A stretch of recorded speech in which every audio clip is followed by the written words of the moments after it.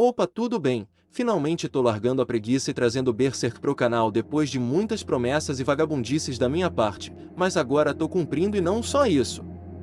Vou aproveitar para finalmente estrear no canal a nova série que tinha prometido, que era tão esperada onde irei especular cenários entre universos e personagens para explicar suas possíveis conclusões com base nas narrativas abordadas.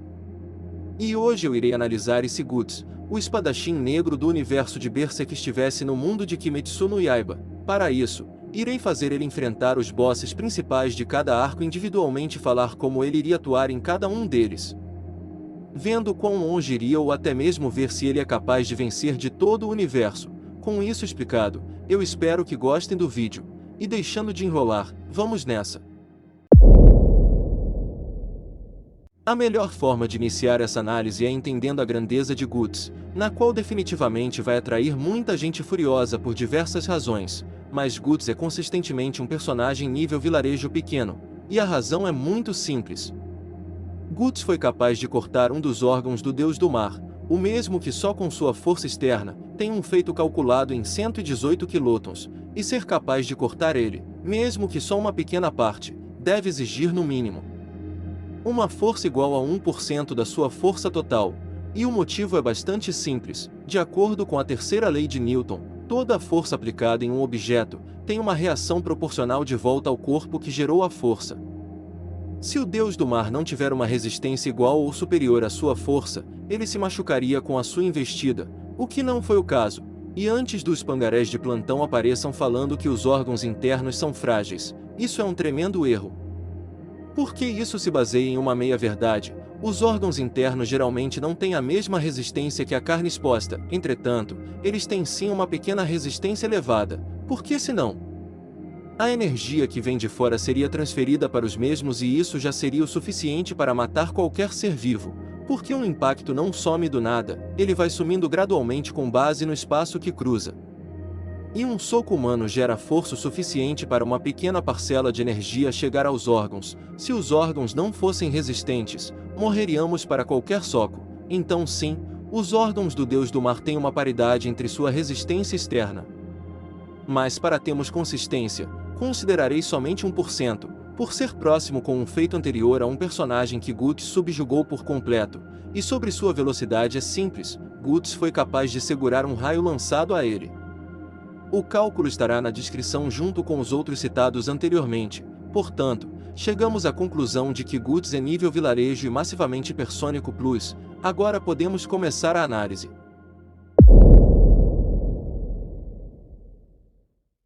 Aqui é onde a maioria dos fãs de Kimetsu vão vir encher o meu saco, porque eu vou ser honesto, aqui a dificuldade só existe por ele precisar cortar a cabeça dos dois ao mesmo tempo, mas de resto, não importa o que os dois fizessem.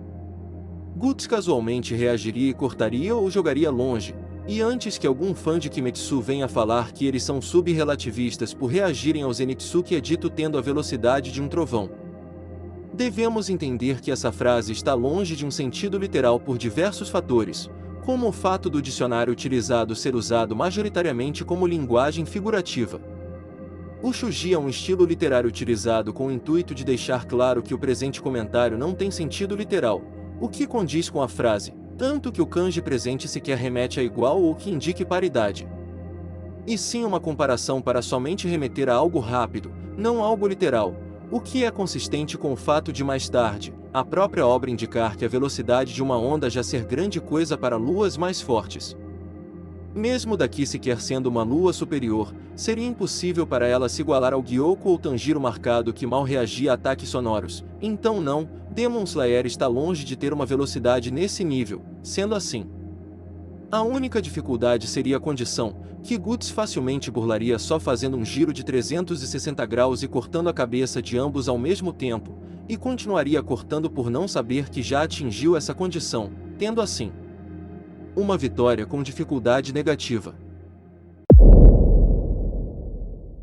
Aqui é bem irônico, porque mesmo Gyouko e Antengu sendo mais fortes que Gyutaro e Daki, eles não têm condições extremas, já que Gyouko só precisa ser decapitado, já Antengu só precisa decapitar o corpo principal. O que não seria difícil já que os corpos alternativos são fracos demais para serem realmente difíceis, mas vamos com calma. Começando com Gyoko, ele em si não tem uma grande dificuldade. Já que seu veneno é lento para fazer efeito e Guts tem uma enorme espada, então se defender dos espinhos não seria difícil, já sobre os peixes seria igual. Guts poderia só explodir todos usando o canhão em seu pulso e aproveitar a brecha para atacar Gyoko, que por ter uma velocidade de reação medíocre, tanto que o narrador o comparou com uma onda, seria decapitado instantaneamente. Já Antengu não é grande coisa, vendo que seu ataque mais rápido é um golpe sônico, algo que Guts se sobressai com facilidade, então não seria difícil para ele só sair cortando os dragões de madeira até chegar à criança e esmagar ela. Mas ainda restaria o corpo principal, que ficaria fraco por perder boa parte da sua energia, então raramente voltaria a lutar com Guts, provável de fugir, e isso daria vitória a Guts por desistência do pequeno covarde. Agora, aproveitando para tirar uns problemas do caminho, eu sei que os fãs de Demon Slayer devem estar rasgando os cabelos por eu falar que os golpes do Antengu só são Mach 1, o que não é mentira. Tanjiro casualmente desviava dos ataques de raio, mas era pego pelos sonoros, mostrando que o som era mais rápido que esse ataque elétrico, o que obviamente mostra que esse suposto trovão não é um literal. Agora resta somente a casa, Douma e Kokushibo dentre os luas superiores, o que, sendo honesto, é irônico pensar que nenhum seria difícil para ele, pois a casa, mesmo sendo extremamente destrutivo, é lento e fraco.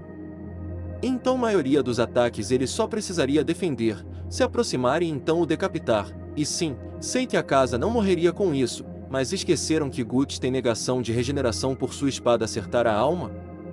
A casa literalmente seria atacado em um dos pontos mais frágeis do corpo e facilmente burlaria, fazendo então com que perdesse com dificuldade negativa. Já Douma é o mesmo caso, porque mesmo sendo mais versátil, ele é menos perigoso, já que o Guts facilmente cortaria e destruiria o gelo com a espada. E como Douma não tem nada que pudesse impedir Guts de se aproximar e é lento demais para fugir, já que passou sufoco para a Shira mais fraca, a última coisa que ele veria seria a lâmina do berserqueiro decapitando. E agora chegamos no Lua superior mais forte.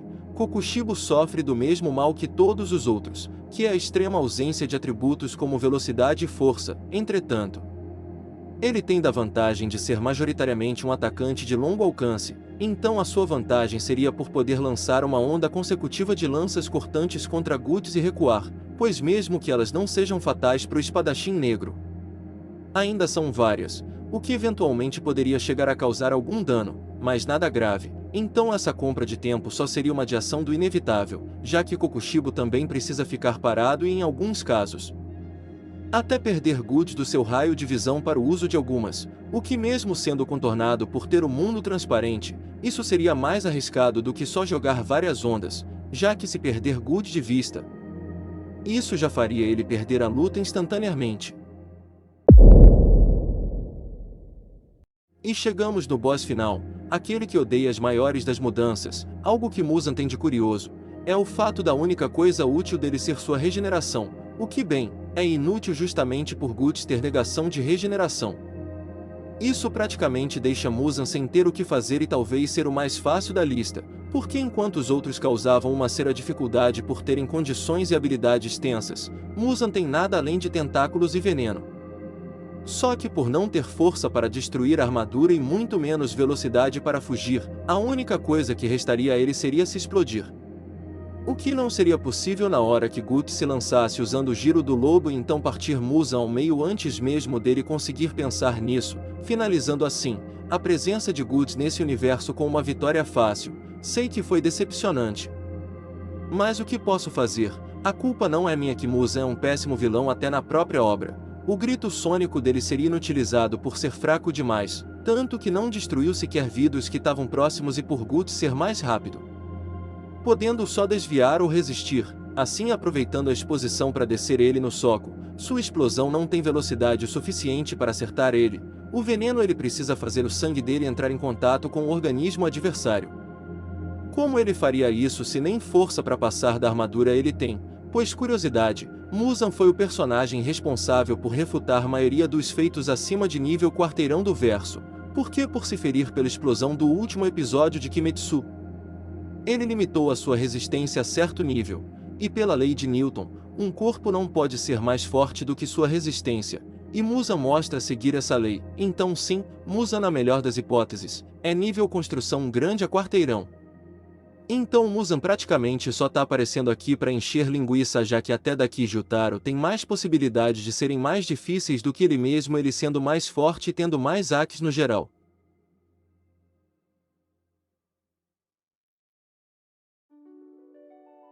E bem pessoal, esse foi o vídeo, espero bastante que tenham gostado do primeiro episódio desse quadro. Se gostaram, deixem o like e peço que se inscrevam, sei que não peço normalmente. Mas estamos próximos de bater 2.000 inscritos e seria massa bater antes de junho. Digam nos comentários o que acharam do quadro e suas sugestões, que a melhor eu trarei no próximo vídeo. Desejo a todos um bom dia, boa tarde e boa noite. E até a próxima!